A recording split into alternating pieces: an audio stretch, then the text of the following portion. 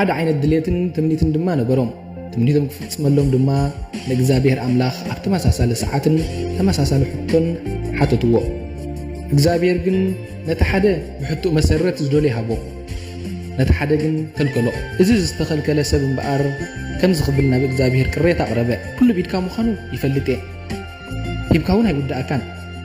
ትዳሎ ኣምላኽ እውን ኣይኮንካን እሞ ንምንታይ ደኣ ዝሓተትናካ ሕቶ ሓደ ክንሱስ ንዓርቴ ሂብካ ንዓይ ከልኪልካኒ ክብል ሓተተ